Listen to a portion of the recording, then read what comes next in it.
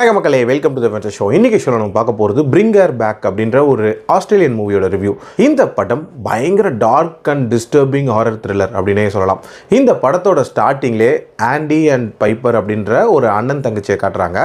இதில் அந்த பைப்பர் அப்படின்ற பொண்ணுக்கு கண்ணு சரியா தெரியாது. அண்ட் ஆண்டி தான் முழுக்க இந்த பொண்ணை டேக் கேர் பண்ணிட்டு இருப்பாரு. அண்ட் இவங்க ரெண்டு பேரும் அவங்க அப்பாவோட வாழ்ந்துட்டு இருப்பாங்க. ஸ்டார்டிங்லேயே அவங்க அப்பா பாத்ரூமில் மர்மமான முறையில் இறந்து கிடக்கிறாரு. ஸோ இதுக்கப்புறம் இந்த பசங்களை யார்கிட்ட ஒப்படைக்கலாம் அப்படின்னும் போது ஒரு கேர்டேக்கராக இருக்கக்கூடிய லாரா கிட்ட இவங்க அனுப்புகிறாங்க. லாராக்கு ஆல்ரெடி கேத்தி அப்படின்ற ஒரு பொண்ணு இருந்திருப்பா. அவளுக்கும் கண்ணு தெரியாமல் இருந்திருக்கும். அவள் இறந்து போயிருப்பா. அதனாலேயே நம்ம ஹீரோயின் மேலே இவங்களுக்கு அதிகமாக பாசம் அப்படின்ற மாதிரி காட்டுறாங்க.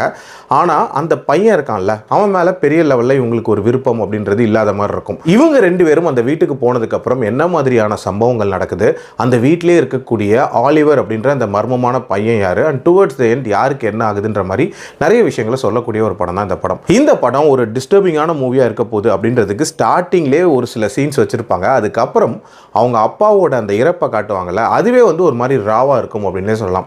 அதை தொடர்ந்து இவங்க அந்த லாரா வீட்டுக்கு போவாங்கள, போனதுக்கு அப்புறம் மட்டும் அங்கே நடக்கக்கூடிய சம்பவங்கள் அப்படின்றதெல்லாம் பயங்கர பரபரப்பாக இருக்கும் அப்படின்னே சொல்லலாம். அதுலேயும் அந்த ஆலிவர் அப்படின்ற அந்த பையனோட என்ட்ரி வந்தவுடனே ஆத்தாடி இவன் என்னடா இப்படி இருக்கான், இவன் என்ன பண்ண போகிறான் அப்படின்ற ஒரு பயங்கரமான எதிர்பார்ப்பு இருந்துகிட்டே இருந்துச்சு. நம்ம எதிர்பார்ப்பையும் மீறி வேற லெவலில் சம்பவங்கள் பண்ணுவான். இன்ஃபேக்ட் ஒரு சில இடங்களில் நமக்கே கொமட்டிட்டு வந்துடும் அப்படின்னே சொல்லலாம். அதே மாதிரி தான் இதில் லாரா அப்படின்ற ஒரு கேரக்டர் ஒரு பயங்கர அன்பிரடிக்டபிளான கேரக்டராக இருக்கும் அப்படின்னே சொல்லலாம். அந்த கேரக்டரை வச்சு ஒரு விதமான த்ரில் எலிமெண்ட் ஜென்ரேட் பண்ணியிருப்பாங்க. அது ரொம்ப சூப்பராக இருந்துச்சு.